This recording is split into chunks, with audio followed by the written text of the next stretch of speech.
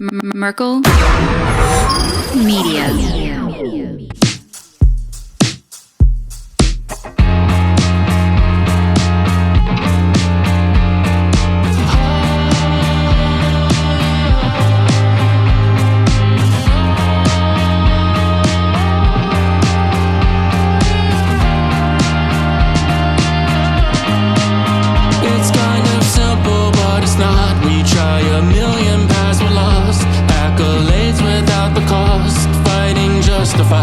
I'm exhausted, looking for everything in the shadows. Start looking at people like they don't matter. I'm waking up to the fact, more than a little bit shallow. I'm lost in this hole, but I don't wanna. I'm lost in this hole, 'cause I'm just trying to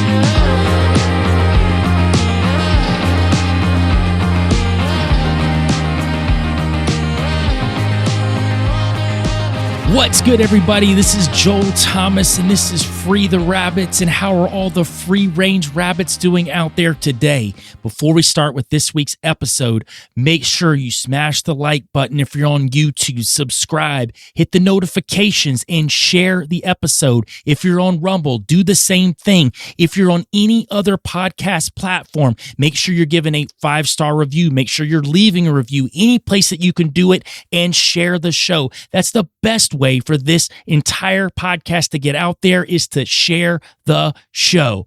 All right, guys, let's get into the episode.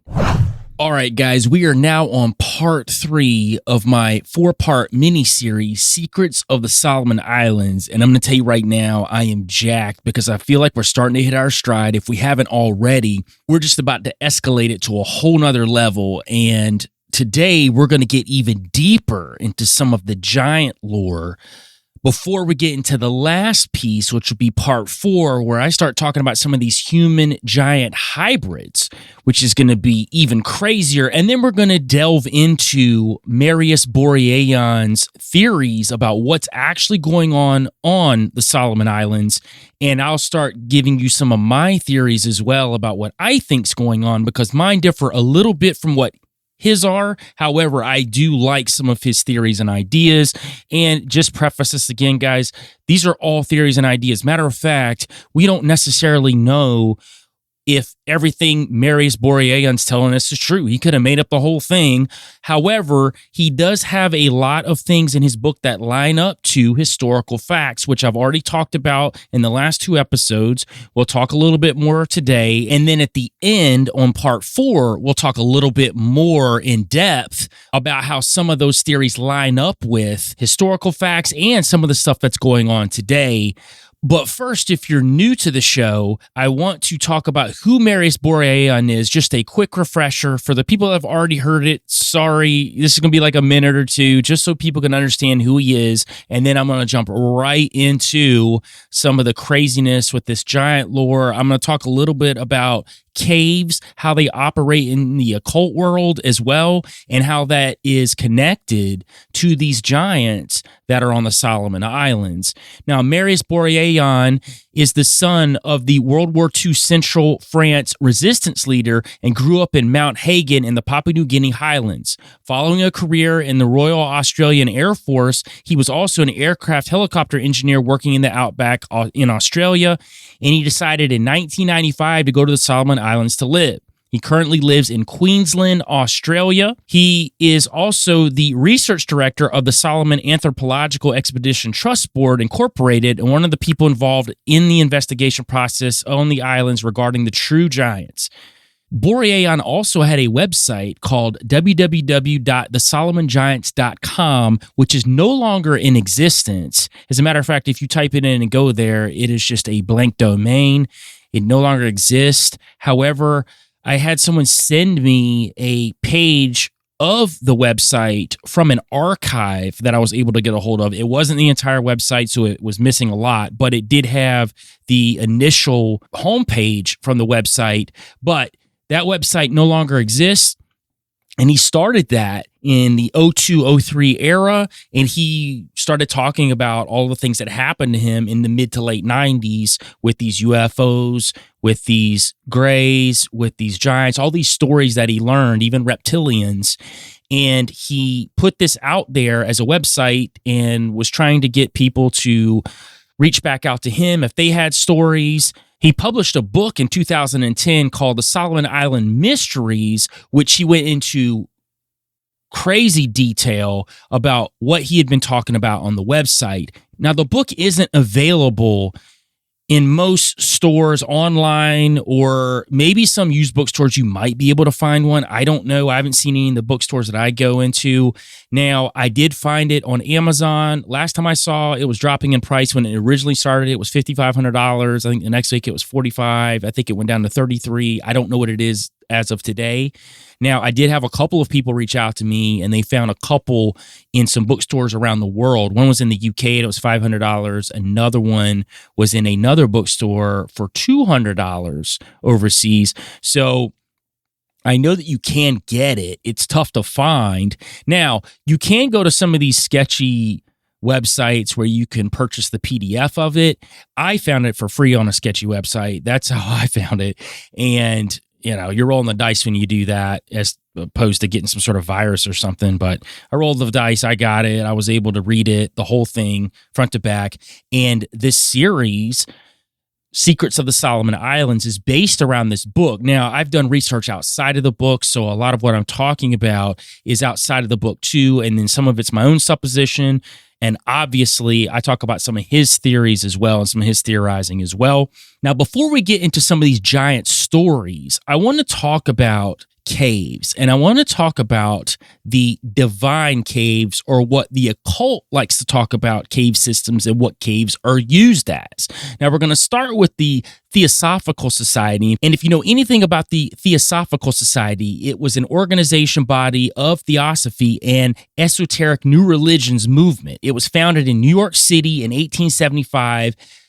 One of its main founders was Helena Blavatsky, and some of you may have heard of her name. She is a revered person in the occult movement. A lot of occultists after her really followed a lot of her movements as far as what the Theosophical Society had to say. And Henry Steele Olcott was the society's first president. Now, fundamentally, Aleister Crowley agreed with the original concepts of the Theosophical Society, but he became entrenched in the law of Thelema and the OTO, which is the Ordo Templi Orientis. And we're not going to talk about Crowley and a bunch of that today. I just brought him up because he was big on theosophy in the beginning, but as he progressed in the OTO, he really wanted nothing to do with theosophy because he felt like that theosophy had been watered down a lot by the time he got to the States. And he did his stretch in the States from 1914 to about 1919. So while he was in the States, he was trying to build up the OTO while he was here, and he would run into theosophists a lot, and he butted heads with them, just like he did with the Freemasons here in the States too. He did not revere them at all. He felt that they were very pretentious. For one, they wouldn't let him become a 33rd degree Scottish Rite Freemason, so that may have been part of the reason he butted heads with them, but I'm digressing from the whole point of this. I just brought him up. If anybody's ever heard about the Theosophical Society, Aleister Crowley is connected with them early on, but he's not so much later. Now, he did love Helena Blavatsky and a lot of what she had to say, and that's what he liked from the get-go.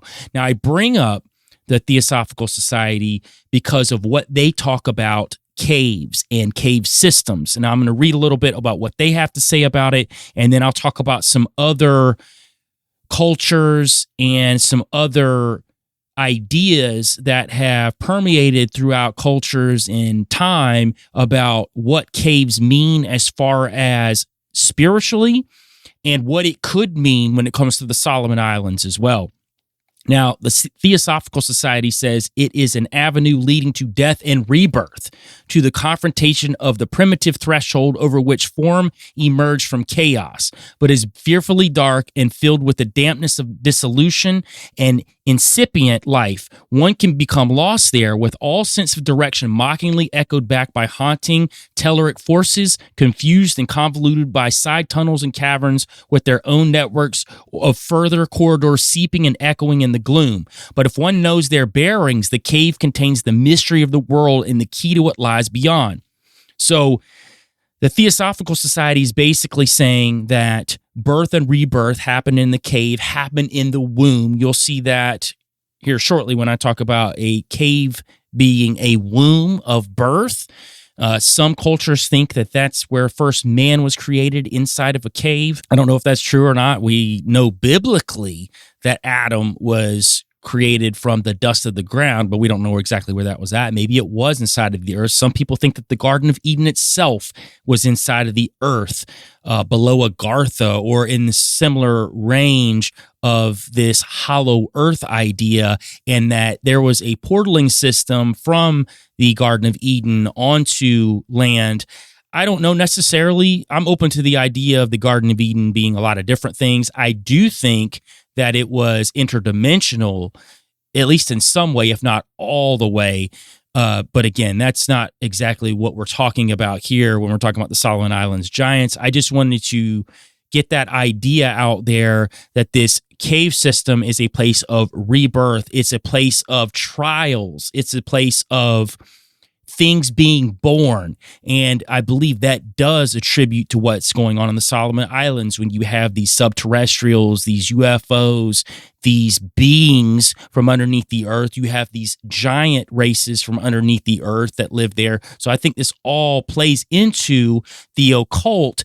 And Marius Boirayan talks a lot about the giants having some sort of connectability to the spiritual world. Now, Marius Boirayan's not a Christian, so his point of view and angle is going to be different than mine. His worldview is different than mine, but he's on the right track. He's in the same vein of thought because he understands that these giants have abilities outside of the normal human. And we're not talking about just being super fast, super strong, what you would think about giants, but also they have some sort of connection to this spiritual world. And that just comes from what the tribes people have told him about some of their abilities and what they're able to do. I talked about last episode how they were able to slow people up if they're running from them, or able to get inside of their heads and cause them to have confusion so they could easily take their meals, easily take someone if they want to. Because they didn't just eat people, but they also stole women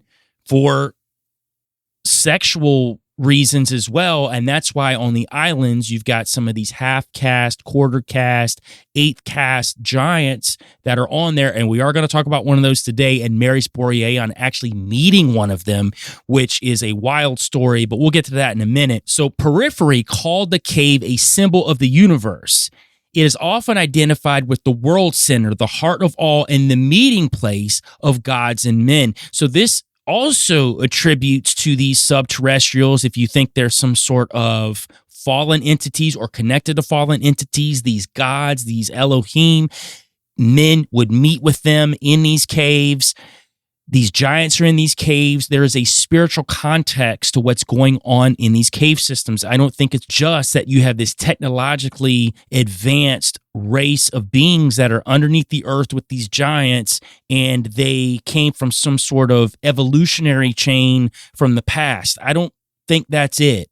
You know, if you believe in evolution, you think that's it, then feel free. Like I said, I don't disavow anybody that comes and listens to my podcast, but I'm going to tell you how I think about it, and I don't think that's the case. And I know that Marius Boirayan does not think that these giants are the same as the Nephilim. I would differ on that. I would say that they are some part of the Nephilim. Matter of fact, they would could be called Nephilim, but maybe not in this particular case because they're an offshoot of the original Nephilim, which I don't think that the original Nephilim exists to this day unless they're deep in the earth or unless they're super hidden for some sort of future context or war, maybe in the end of time. I don't know. That's all speculation. But I do think that they are a derivative of the Nephilim. So I talked about Periphery, and just so you know, I always like to give context about who some of these people are. I know people are like, who's Periphery? He was a philosopher born in Tyre, Roman Phoenicia during Roman rule, and he edited and published the Aeneid, the only collection of work by Plotinus, his teacher. Now, Periphery was also known for his anti-Christian polemics through works such as Philosophy from Oracles and Against the Christians, which was banned by Constantine the Great, and he was involved in a controversy with early Christians. Now, you'll find that a lot with the early Roman Church, the Roman Catholic Church, where a lot of these philosophers were butting heads with them.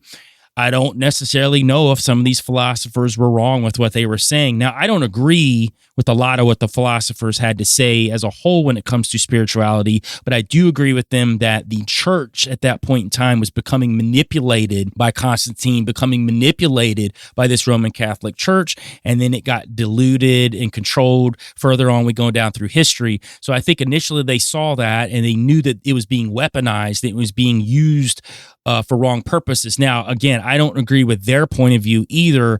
I'm just saying that Periphery was more than likely on the right track as far as what he was seeing was going on with the manipulation going on behind the church. But regardless, that was his idea of what the cave system was. It was a meeting place of gods and men. It was where these entities would meet men, where they would broker deals. You'll see this a lot throughout history. The Zuni hold that the creation of man took place at the center of the world. They call it the first cave womb belonging to a Huitzilopochtli Sita, the fourfold containing Mother Earth, in whose spiritual and material body lie three subsequent caves or worlds through which mankind slowly evolves. So they believe that everything was started and everything evolved out of the earth, which, some people could say that that's a possibility, that God, I've heard that theory too, that God created the Big Bang and then everything evolved from it. I don't buy into that theory. I like the fact that God created certain things as whole and finished.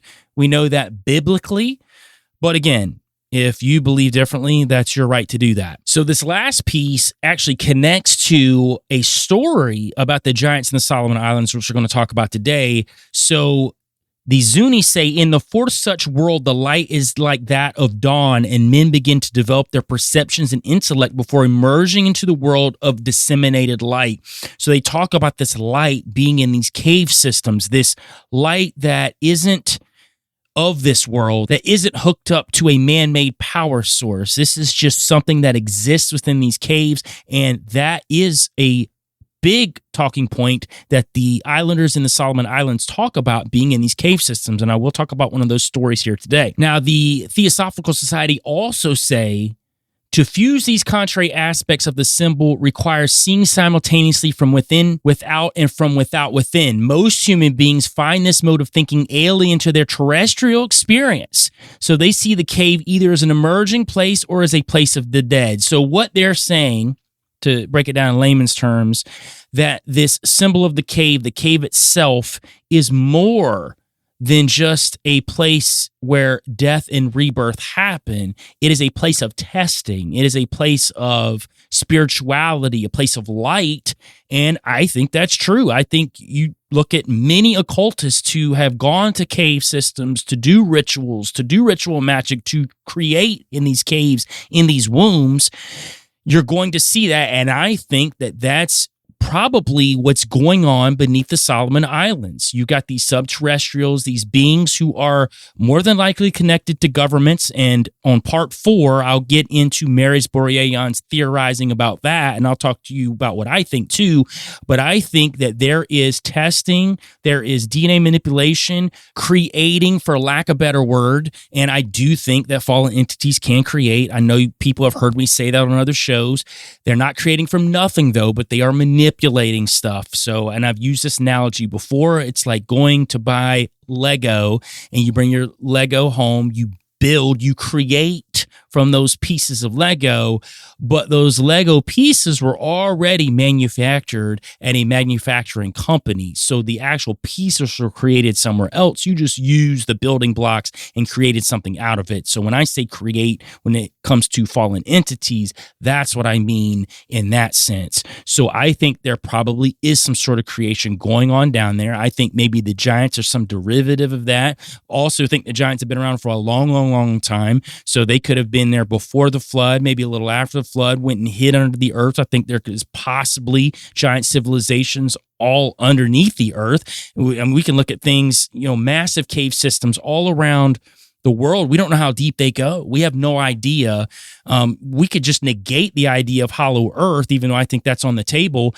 Just negate that. We know that massive cavernous systems exist all around the world that aren't quantifiable. So we don't know what is living or is in these cave systems. So I think it's highly plausible that some of these things could be coming out of these caves. Now, I'm going to get into some really cool stories today about some of these Solomon Island giants, and we're going to have a really good time breaking down some of these stories. I think it's important to understand the lore coming out of here, and some of these stories are very recent, or within the past 20, 30 years, which I think is even more mind-blowing when you think about mythology and giants. That's what most people think about. They think about it being something long, far off, but not in the Solomons.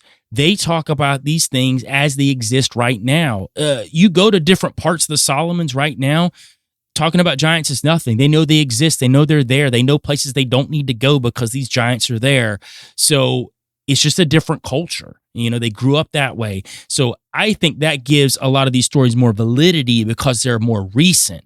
They aren't 1,000, 2,000 years ago. They're not even 500 years ago, even though some of those stories have been passed down.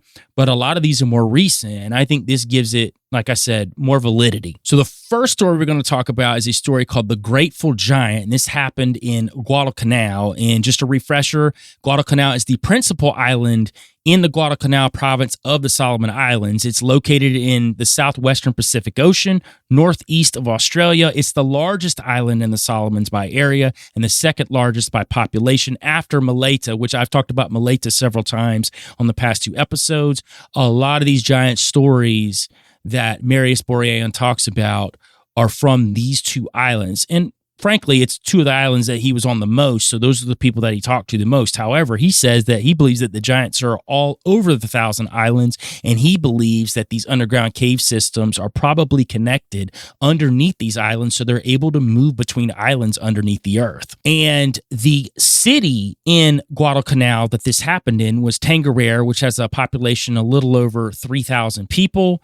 So that gives you a little more context of where this story is happening. And so this was a story that was 300 years old. And on the southwestern side of Guadalcanal, in the region of Tangarer, there was an elderly man. After his wife passed, he became somewhat of a recluse. He hid away from the rest of the villagers, and he built his house upon the sea, upon stilts, a short distance away from the village. So he wasn't around people that much. So this is what makes the story a little more believable because it happened away from the village. Now, one morning he heard loud screams, somebody screaming in agony. So I need to go find out what's going on. So he runs to the riverside and he's got his spear ready. So he approaches this giant who is profusely bleeding from his one leg and arm, and he's screaming in pain.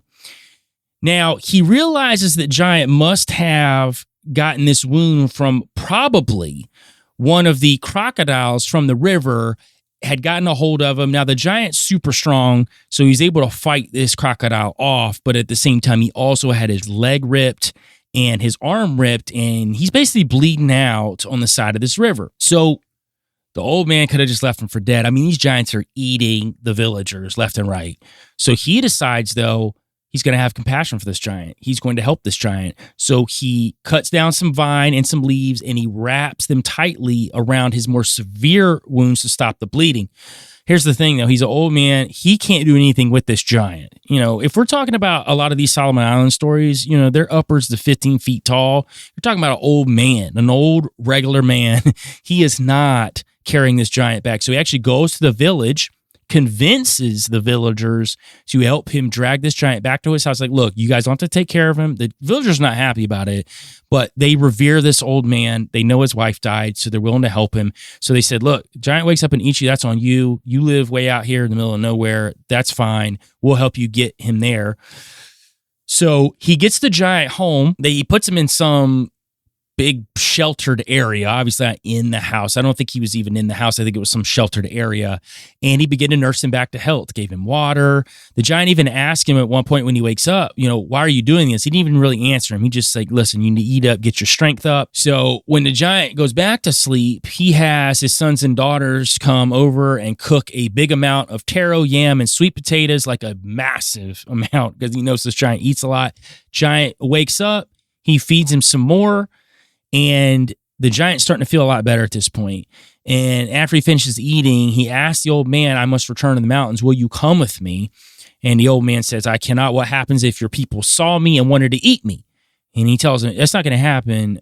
You've got my stamp of approval. Will you come back with me? So the old man thinks, this would be something I'd be thinking. I'll be honest with you. I mean, if we get a giant on our side, our village could be okay, because these giants are just picking villagers off left and right all around the island. So he decides to go with him. He's like, you know what? I'll go with you to the mountains. So it takes him a little while because the giant's hurt, but it's a funny part of the story where it says that the old man, even though the giant was hurt, his strides were so long that the old man was still having to run to keep up with him. So they get back to the giant's village, and it's a bunch of mud houses built on the cliffs and freestanding dwellings. And all these giants are looking crazy because this old man's walking through with him. And the giant tells them, listen, because he helped me, he didn't have to. And we've done some pretty awful things. We are not to touch this village anymore, ever. So the giants make a pact with this old man that they will not touch this village ever. So the old man goes back. He actually takes a couple of things from them. They give him a box of stones. They said it was very precious to the giants. I don't know if they were considered magical stones or not, but he does take giant hair, which the Solomon Islanders say that giant hair is magical. I don't know about that. Maybe that's just some sort of, mythological made-up story. Maybe their DNA off or something. I don't know. That part of the story, I don't know. Even Marius, he's like, that's just something the Solomon Islanders believe. But he does take some of their hair. They let him take some of their hair. He says farewell to the giant. Another giant decides to take the old man back down. So he actually puts the old man back on his shoulders and walks him down back to the village. What's even crazier, as the stories go, all these other villagers are still attacked by the giants, except for this village. So it even connects back to the old man. One day he's up on a tree and he's collecting beetle nuts, and this giant comes below him and asks him for some beetle nut. And could he bring them down to him? And the old man's like, if I come down, then you're just going to eat me. And he says, no. He's like, even though I'm not a part of that giant tribe, because he wasn't part of that giant tribe, he said that we've heard about your kindness, so you're not to be touched, and this village is not to be touched. So that even spread throughout the giant tribes 300 years prior. And this is before the giant wars, which we're going to talk about the giant wars today, when a lot of his cannibalism stopped because of a specific giant. But I thought this story was really cool. As a matter of fact, tie into that part of the story, in 1997, while Boirayan was still in the Solomon Islands, he was taken to northwest Guadalcanal, where this story happened. A friend of his named Larry, and he takes him to a coconut tree where there's a huge impression of a giant's handprint. And it's where this giant's been shaking the tree trying to get beetle nut down. He actually takes a picture of it, but he loses the pictures. And I know that sounds sketchy, and maybe it is. Maybe, like I said, this all could be made up. But he does have a story about how he lost some of these very important pictures that he took, and one of them of a quarter cast giant that he met in person. Again, maybe there's some sketchiness there. Maybe that's just a cover up of how he didn't have pictures of it. I don't know. But I will explain that story today about how he lost the pictures, about what happened to those. And it's believable. And here's the side note. If people knew that he was investigating these giants, investigating this paranormal phenomena, these UFOs, it's possible that the guys that were sent there who were quote unquote thugs, and I'll get into this later, they could have worked for these people. Maybe that's what they really wanted, was to get that information that he was gathering and take it away so nobody would actually see it. I'm just throwing two sides of the coin out there. Again, I don't know, but I am relaying the information the best way I can because we want to try to look at this with a free-range rabbit look. You know, we don't want to live down the rabbit hole. We don't want to think everything crazy is going on all the time. And we also don't want to think that nothing crazy is going on. We want to try to stay centered to where we can look at things objectively and say, maybe this is a possibility, maybe this isn't. And I think this is one of those cases when it comes to all these pictures that he said, allegedly, that he took while he was on the islands. Now, we're going to get to this story called Old Man Titus. And this is a very interesting story about a chief that he met in 1997 named Titus, and he's an old man, and he was the chief of an eastern Guadalcanal tribe, and he actually owned some of the land that they were building the Gold Ridge gold mines on, and I talked about the Gold Ridge gold mines on the last episode.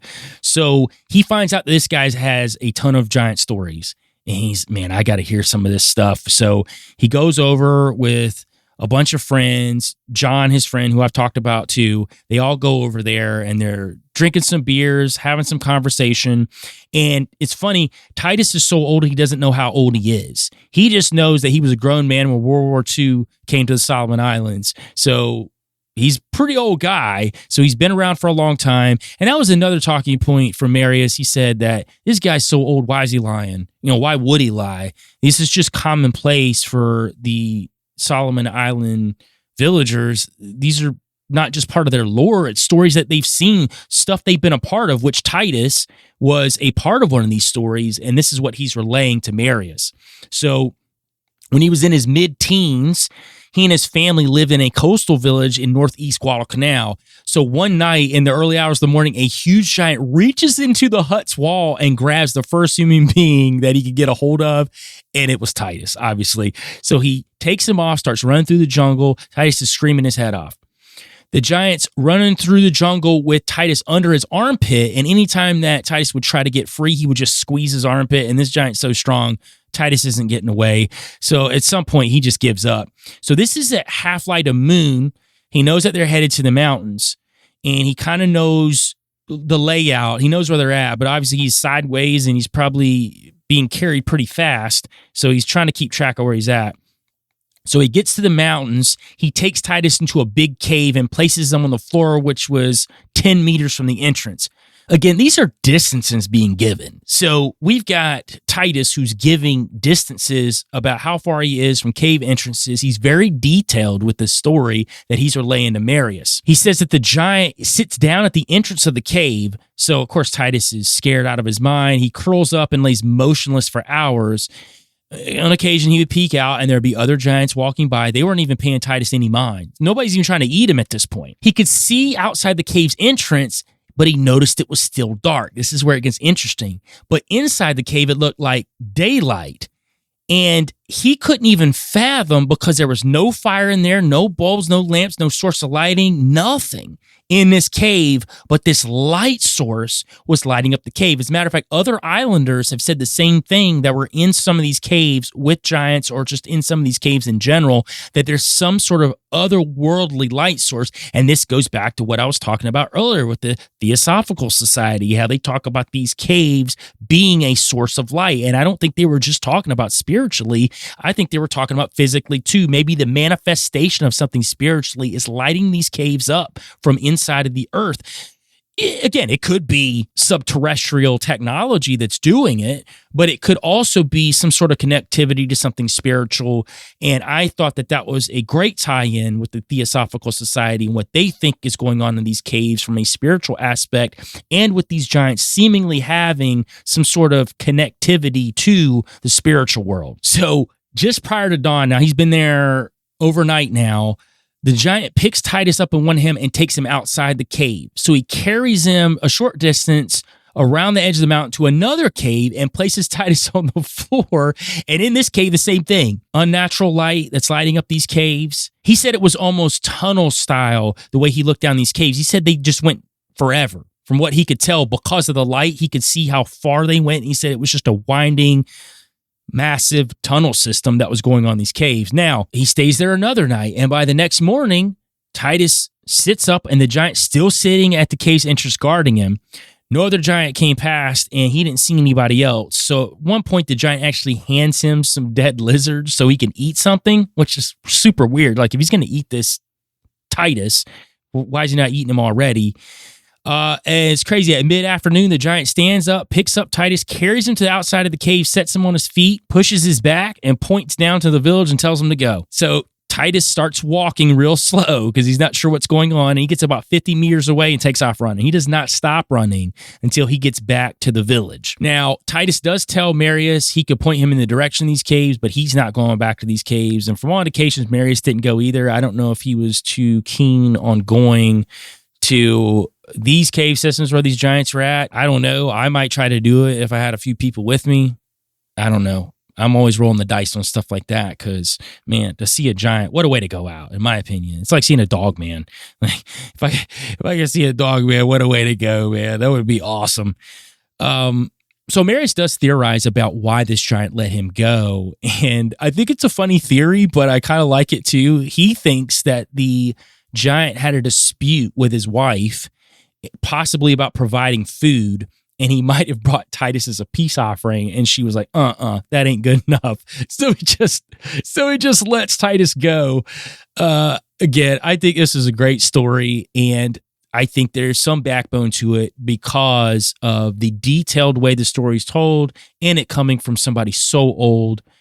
Why do they care to lie? Unless they're just trying to mess with this white man. It's a possibility too, but I really like the story, and I like to tie in with what the Theosophical Society is talking about, the way these caves light up spiritually, that maybe these giants have found a way to tap into the spiritual realm to light these caves up. And this is just outside of some sort of technology that could also be going on in these caves too. Now, we're going to talk about another giant. This is a quarter cast giant that Marius said that he actually met. And this lines up with how a lot of these other giants looked in the area that people told the stories of.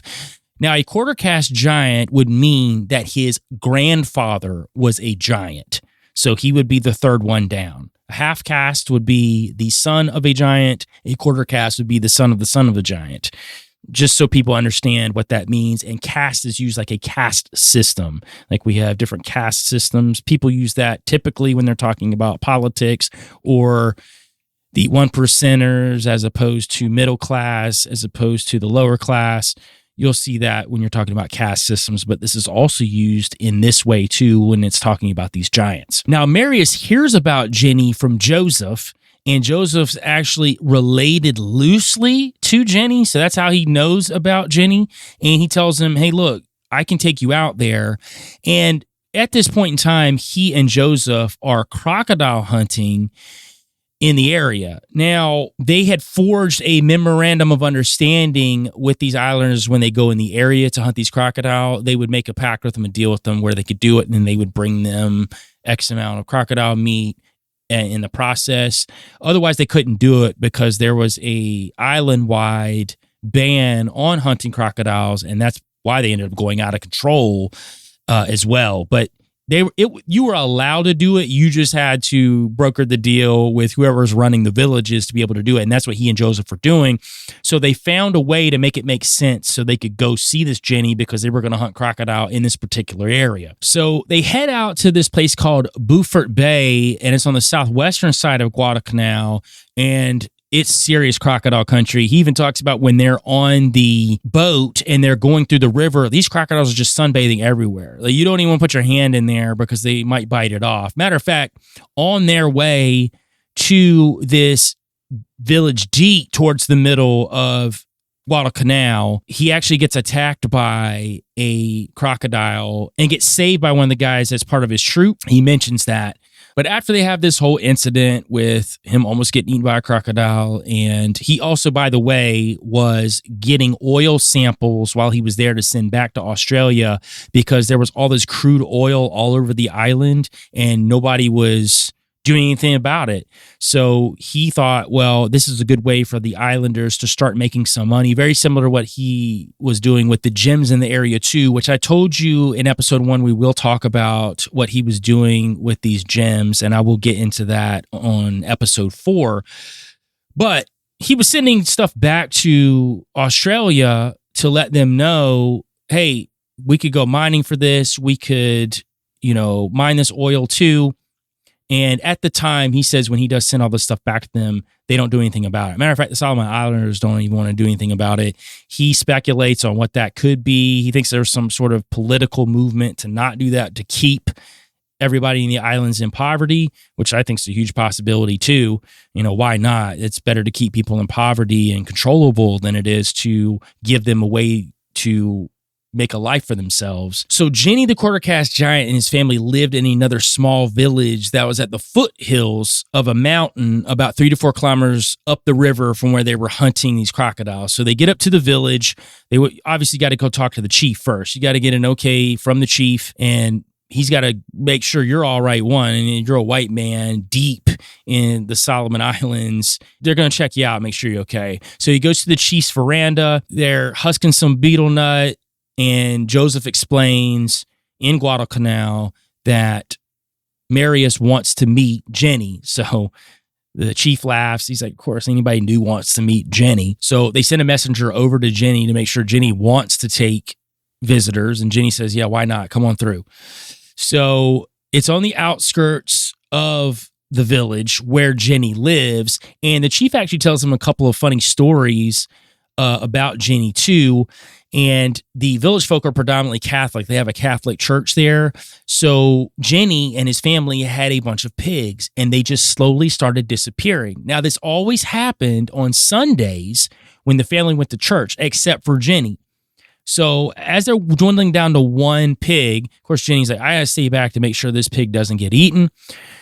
Family leaves, but his son creeps back and hides in the bushes, and Jenny kills the pig, cooks it up, and eats it for himself. He's a quarter cast giant.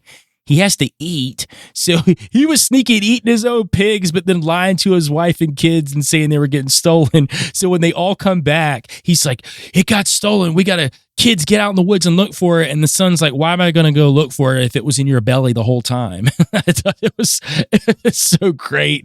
Apparently his wife called him out too. Pretty good stuff. And there's also another story where a crocodile leaps out of the water, tries to attack Jenny while he's with some of the other villagers, and they're out there fishing. And he basically just pins this crocodile to the ground, holds his jaws shut, tells them to wrap his jaws shut. When he does, he carries the crocodile in one-armed and just throws it on the fire in front of everybody, cooks it up, eats the whole thing himself because he's a quarter cast giant. He needs to eat a whole crocodile. So that's two of the stories that the chief told Marius. So they go visit Jenny now. And just to specify, Jenny's name spelled Genny. So he's waiting, and they tell him, listen, he's going to be a little repulsive to look at. I'm just letting you know. Don't get too frightened. Don't act frightened in front of him, right? Because he's very nice. Dude, he comes walking out 400 plus, and he sits down, eyes bulging, glowing red. That's another thing that's always talked about these Solomon Islands giants. Their eyes are glowing red. And he says hello, and he's introduced by the chief. Now, he didn't know if he spoke Pigden English or not, so he didn't speak directly to Marius, but he spoke through Joseph. And he said he was a huge, hairy man, and he was at least 7 foot tall. He said his legs were the width of his waist. So this lends to that theory that Nephilim are that 2-to-1 build, where humans are that 3-to-1 build. Nephilim are that 2-to-1 build, where just, for instance, if a giant was 20 foot tall, they'd be 10 feet wide. So he was super wide as he was tall. And they hang out for a while. They eat some betel nut. And he tells Joseph to tell Jenny that he's grateful to meet him. And he relayed back to Joseph that he wanted to know why. And he said, it's not very often one gets to meet a descendant of a giant. And he didn't reply to that. And then they just began talking amongst themselves, the guys that could speak Guadalcanal. And they just relaxed for a bit. He met his wife, a couple of his kids. Now, this is where that picture thing comes back into place. So he did bring his Kodak Instamatic camera. He takes a picture of him. Well, first off, he asks him, can he? He's got this weird thing. He thinks his spirit's going to be taken if he takes a picture of him, and he convinces him, no, this is just a device. It's not going to take your soul. So Jenny agrees to it. So he takes a picture of him. Now, in 1999, he had this picture along with hundreds more, all these giant footprints, giant bones, all these pictures he had taken over this time period since he had been in Solomon Islands since 1995. All of these important documents were stolen while he was at Fortitude Valley in Brisbane. He said at the very same time this pair of lawless federal policemen were robbing him, they paid 3 thugs to keep him occupied by beating the crap out of him. He actually said a few years later he came across one of those thugs at a convenience store, and he ended up beating up the thug there. So this was a direct order by the police to rob him. Well, they robbed him while these thugs beat him up. He says the reason why he knows that there was something suspect about all this is he noticed these guys tailing him for about 2 weeks. And I guess he thought that because he was staying at this particular location, he would be okay. They had the setup. So again, if this story's true, I do think that there was probably something involved with, we need to get this information off of him, because that's what they stole. They stole all this information and been collecting for the better part of 4 years, a bunch of pictures he had taken of all these strange things. Now, again, he could have made this up. Might not be true at all, but I'm saying if the story's true that he had the stuff stolen by these federal police officers, they wanted the info that he had. They didn't want it to get out. I think clearly that should be the answer to this if the story's true. Now, we're going to end this episode on one of my absolute favorite giant stories out of the Solomon Islands. I've told bits of this story on other podcasts. I've never told the entire story. I've never talked about it in this amount of depth, but I think it is probably in my top 3 all-time giant stories, if not the number 1 giant story I've ever heard. And I know that's saying a lot, right? I know a lot of mythological giant stories, but I think the thing I like most about this is more modern.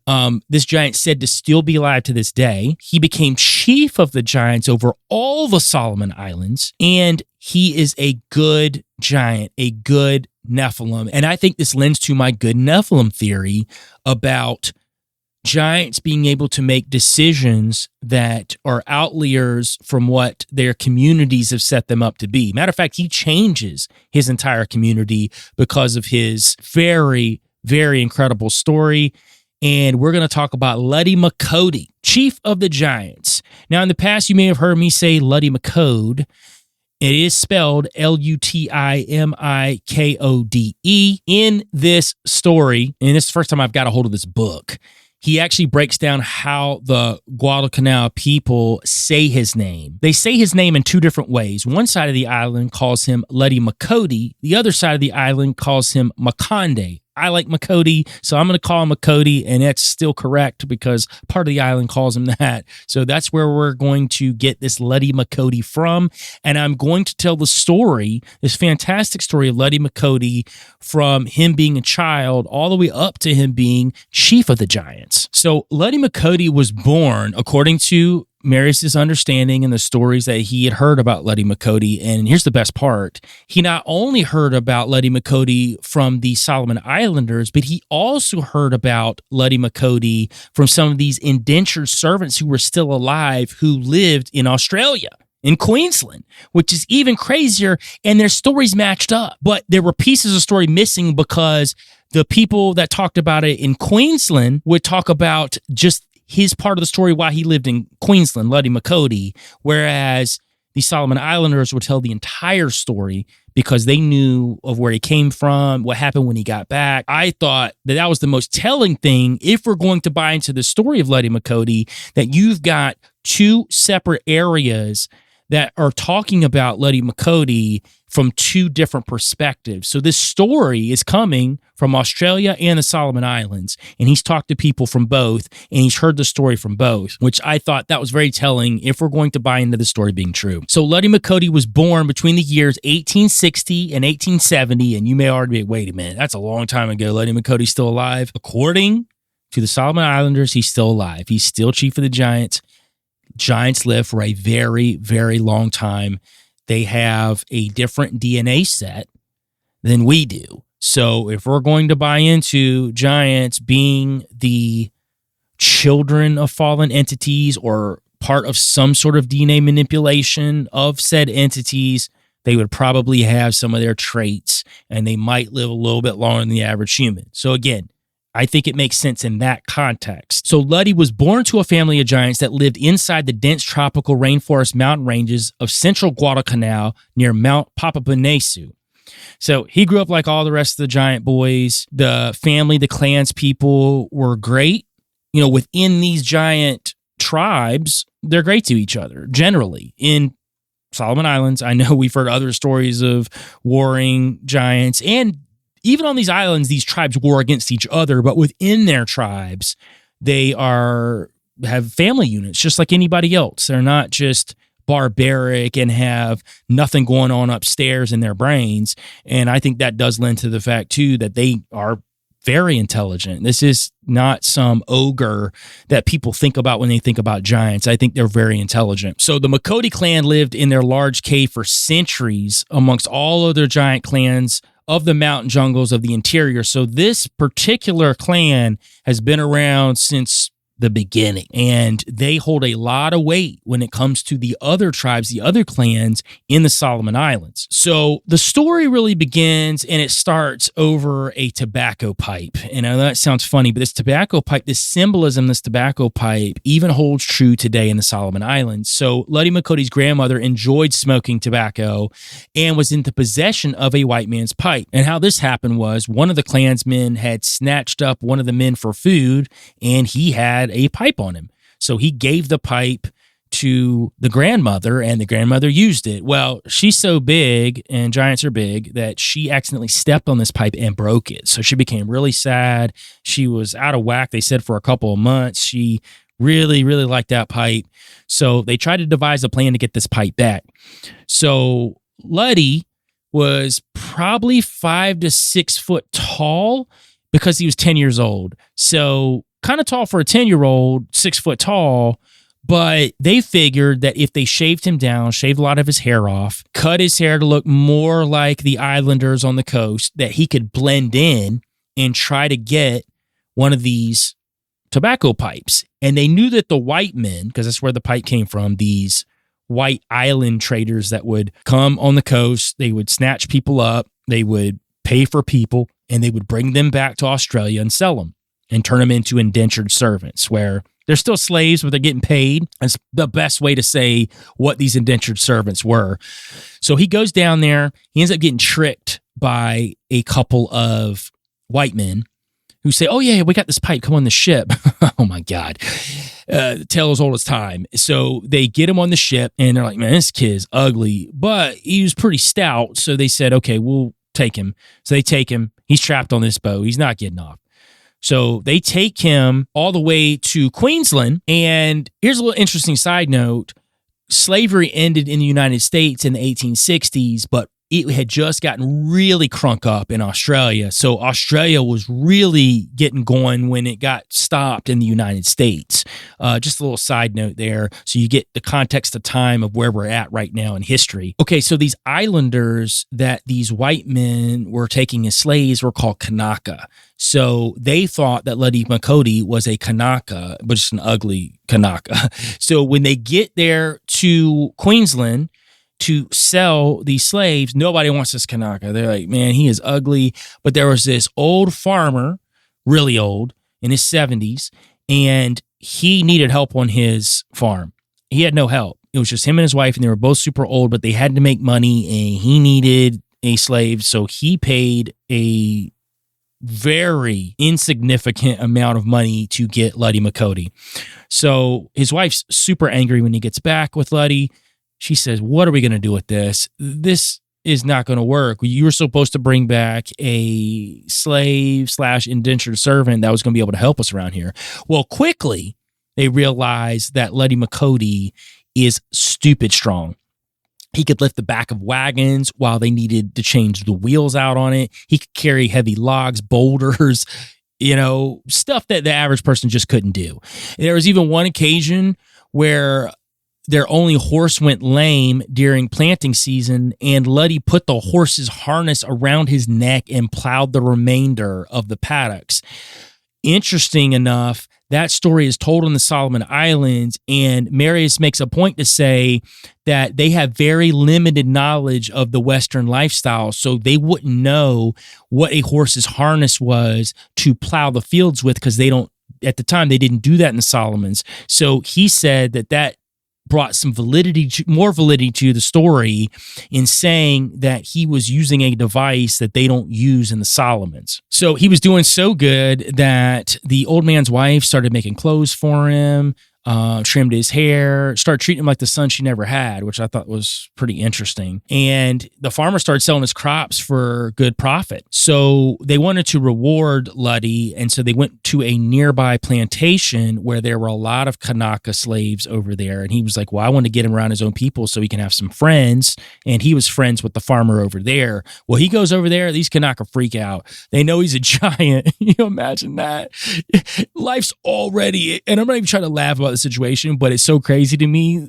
You imagine life already sucks, right? You've been hauled off an island, put into slavery, and then this dude brings a giant over there who's been snatching up your people for how long and eating them. Worst case scenario, they run off in the fields. They have to try to get them back, and they want nothing to do with Lety. This happens for several months, but after a while, the Kanaka start getting really cool with him. And this is when Lety starts having a change of heart on what he thinks that these Kanaka were, because he was always taught that the Kanaka were food. They didn't have any kind of social system. They were just to eat. And him being 10 years old, I mean, you're just going to believe whatever you're told by your family. So his attitude started changing, and he actually learned there that he could buy smoking pipes. So what he used that information to do was he was able to get one of the Kanaka who could speak Pigden English to talk to the old man. And instead of money, Lety just wanted tobacco pipes. So the old man's, sure, I'll buy you tobacco pipes. We'll just pack them up. So Lety starts asking the Kanaka slaves that are on this other plantation about how he could get off the island. And they're like, listen, you're not going to be able to get out of here. You're the property of this old man. And even if you did run away, where are you going to go? You're not going to be able to swim back there. You're stuck here. So he gets really depressed. Even his work ethic's not as good. The wife of the old man starts freaking out, like, what's going on with him? So they get one of the Kanaka slaves to translate for the old man so he understands what Lety's telling him. So Lety tells him, I just want to go home. I was trying to get a tobacco pipe from my grandmother. So the old man feels bad. He wants to give Lety his freedom. So he figures out an idea. There's a sideshow carnival with an amateur boxing team that's touring the Queensland countryside, and they're holding tournaments for the locals who might be interested in taking them on, which there was no shortage because you could bet good money and the odds of you winning were going to be low because these were professional boxers or amateur boxing team, but obviously professional in the sense that they've been boxing a long time. So they're just setting people up for the okie doke. Hey, come here, box us, but we're probably going to beat you. But that shot your odds up because if you did beat him, you'd probably win a lot of money. So the old man decides, I'm going to take Lety down there. Lety's stupid strong. He's got an opportunity. I think he's got an opportunity. He knows what he can do, but people look at him like he's just Tanaka. So he puts Lety in his best clothing. He loads him in the back of the wagon, and he drives into town with every single cent that they have. Now, he doesn't tell the wife, clearly, because she would have told him no. He takes every red cent that they've collected, and now, granted, he had been making really good money with Lety working the farm. So this is all their savings. This is all their money this old man's putting down on this. So he gets to the pub. He starts talking to some of the, to use a little Aussie language, the blokes that were hanging out there. And he drinks a few beers and he's like, listen, I'm going to throw Lety in the ring, and they all start laughing at him. A Tanaka? Come on, man. Like, they don't even know what boxing is. He'll get destroyed. So he's like, no, I'm serious. They're like, okay, I mean, you can go talk to the guy that runs it. So he goes and talks to the guy that runs it, and the guy laughs him to death. And he's like, man, I think it's a bad idea, but I mean, it could be entertaining, and we never have a Tanaka in here because the Tanaka are not even allowed inside the establishment unless it was brokered that they could fight. So, they're slaves. They're not allowed inside. So he takes the owner of the boxing team outside to take a look at Lety, and he takes one look at Lety, and this is exactly what he says, according to the story. Well, we've never had a Kanaka in the ring before, but it'll be interesting. Sure, no worries, mate. Bring him in, and we'll give him a go. I'll make some dough out of this black fellow. I think that's telling because there are so many stories throughout the world of giants not being white. I know everyone thinks they're white, red hair, gingers, that they're just one thing, but that's just not true. There is so much lore, even in South America, of brown-skinned giants. Giants are all colors, just like human beings are.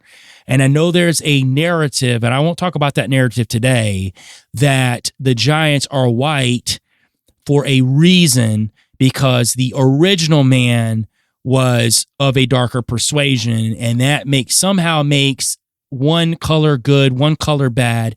And you'll even see the adverse on the opposite end of it from some people too, where they say that, the other color's good and the other color's bad. I don't get down with any of that here. I don't think that that's how we're supposed to view people at all. But I think this story is very telling on the fact that these Solomon Island giants, it seems like for the most part, are darker skinned.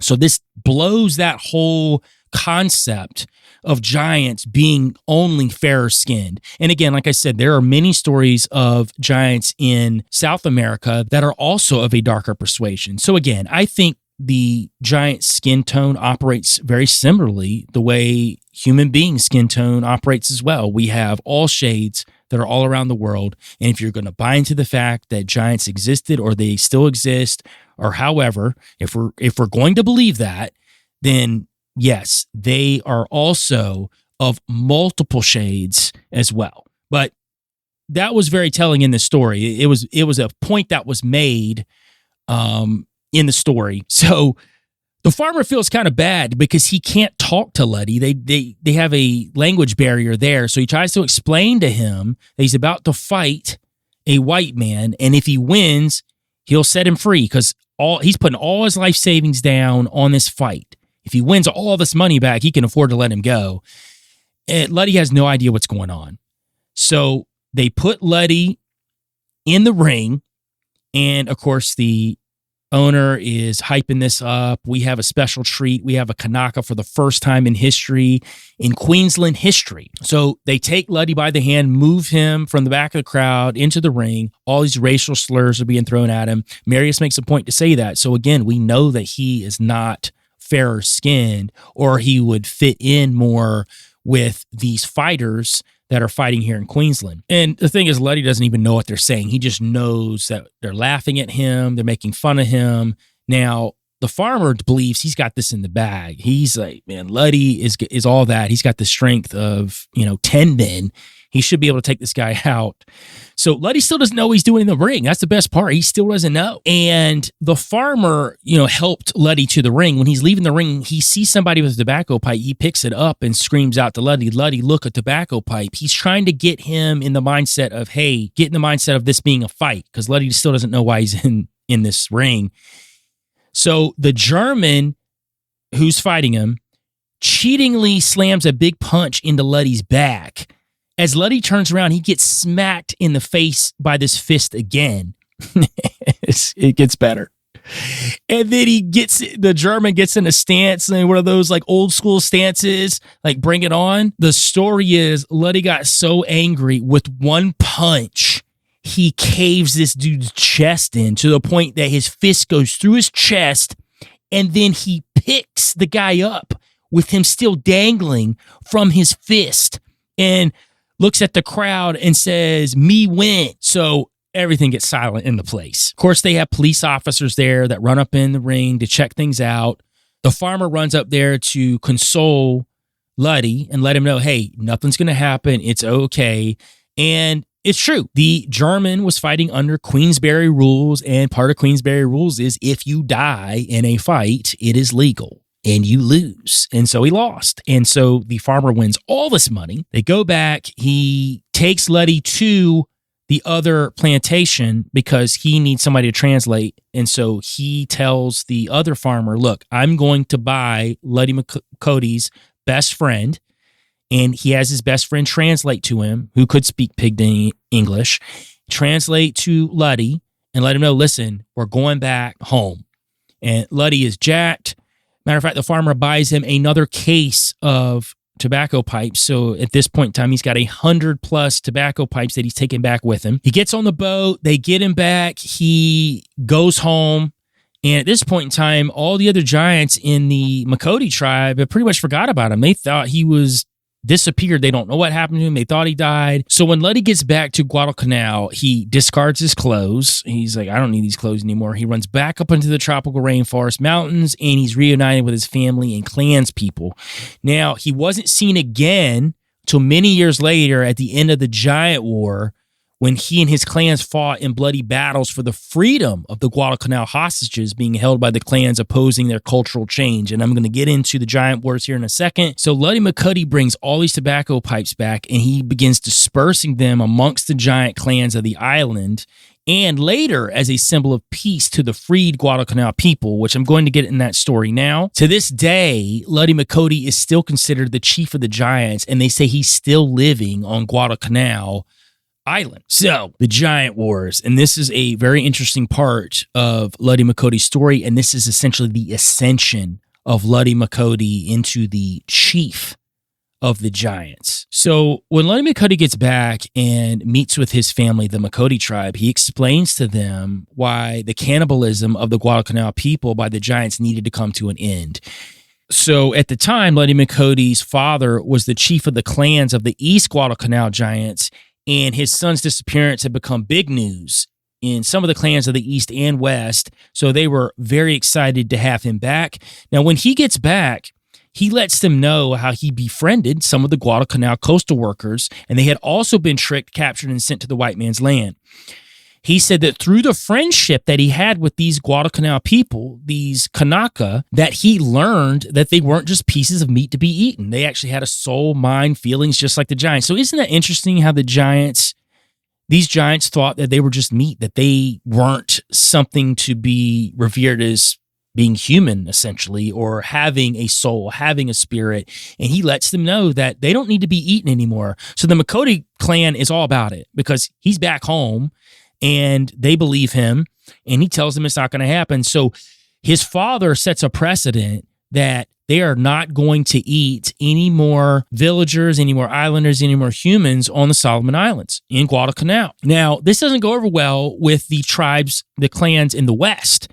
They do not want to have anything to do with this, even though they initially agree to this.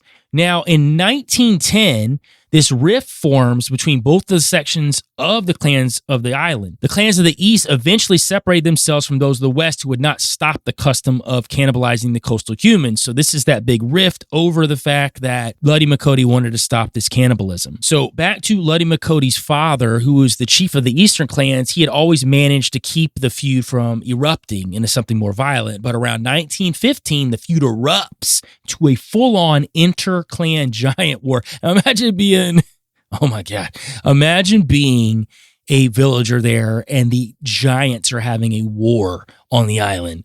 It's crazy.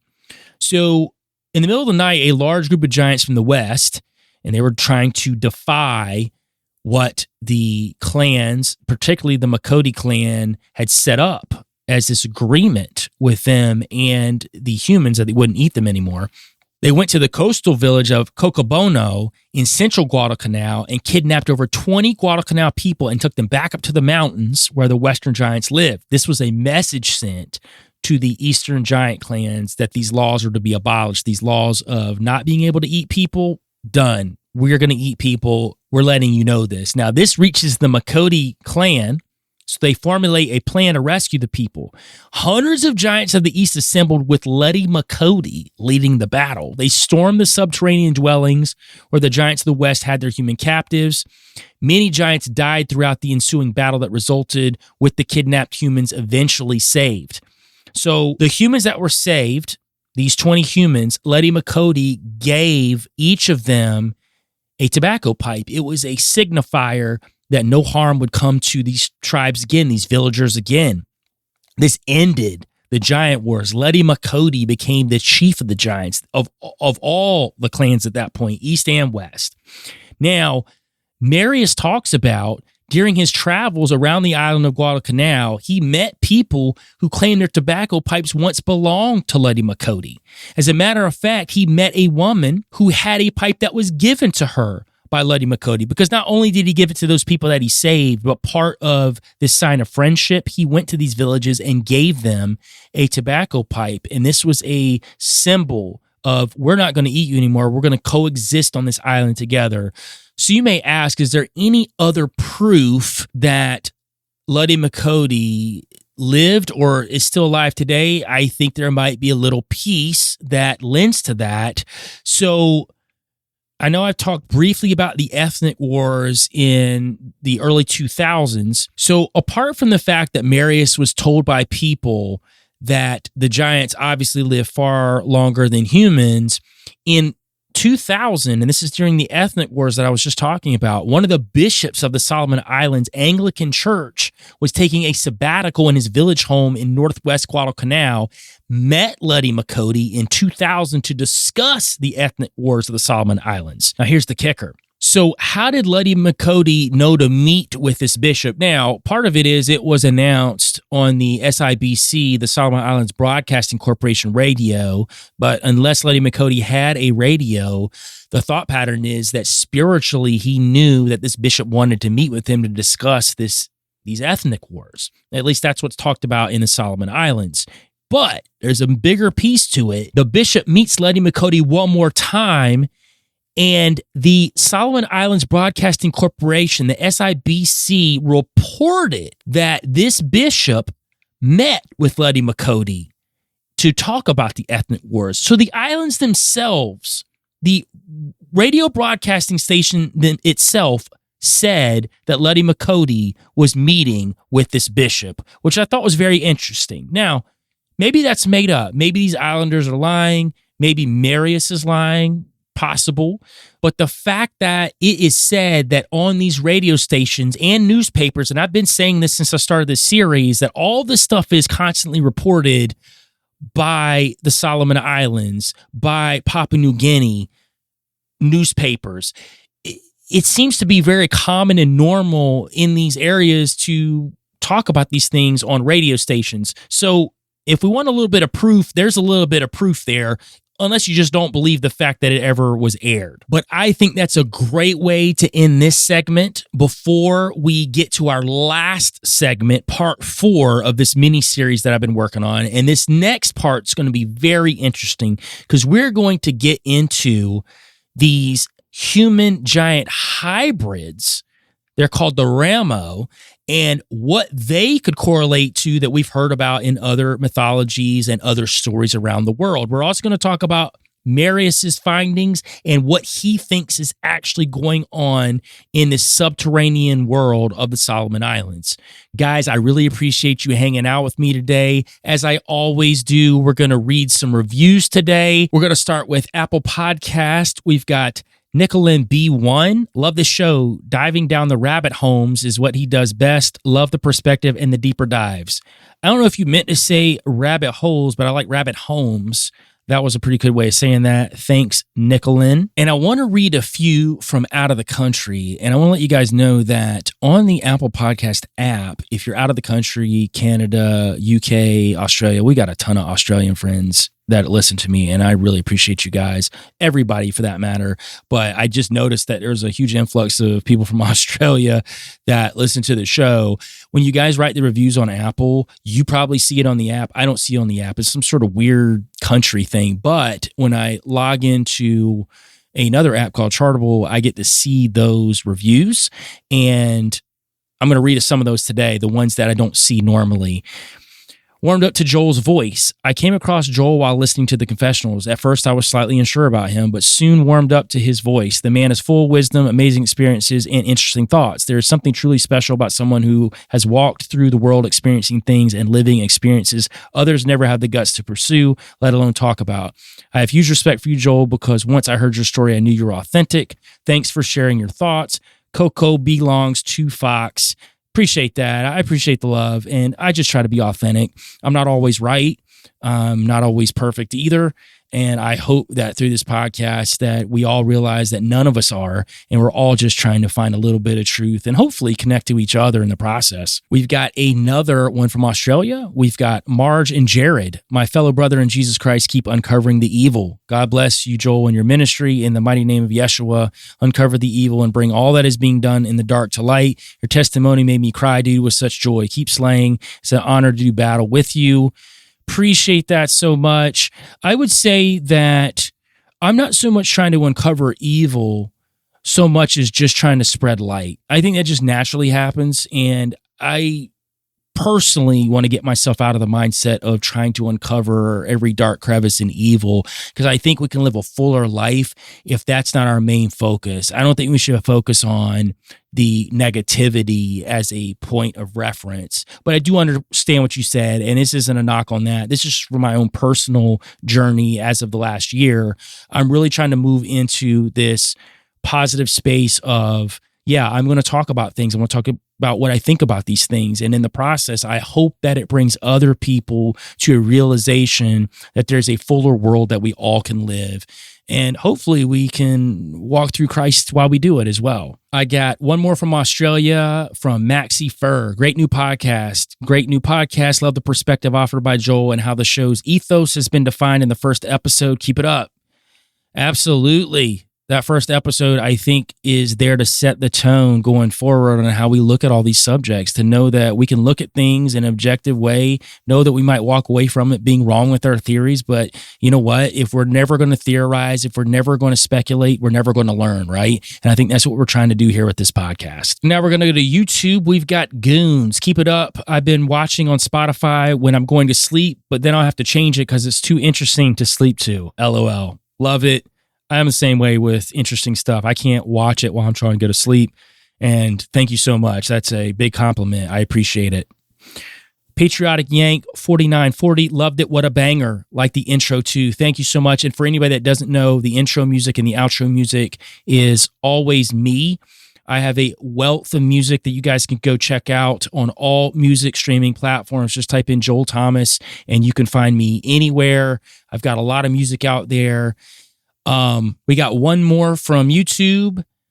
Atkalas. Hey, this is Tramadama. Happy you read my comment. Great show today, bro. Your single Missing is amazing. Been listening to it a lot along with Agartha. Showed it to my friend and he also liked it. God bless.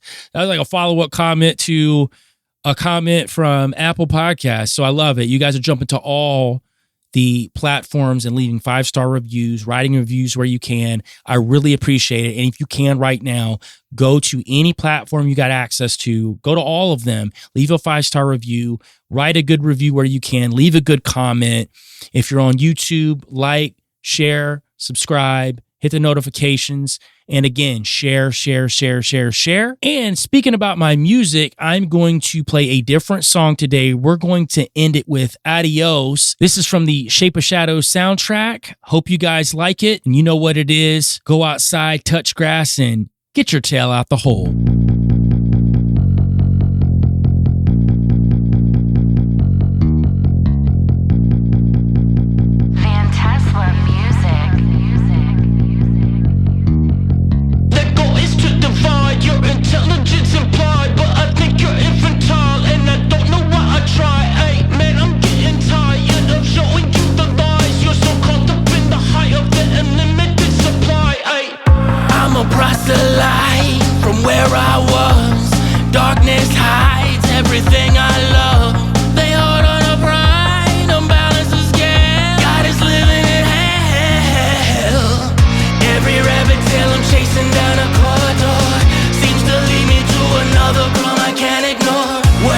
When the ceiling is the floor, sanity lost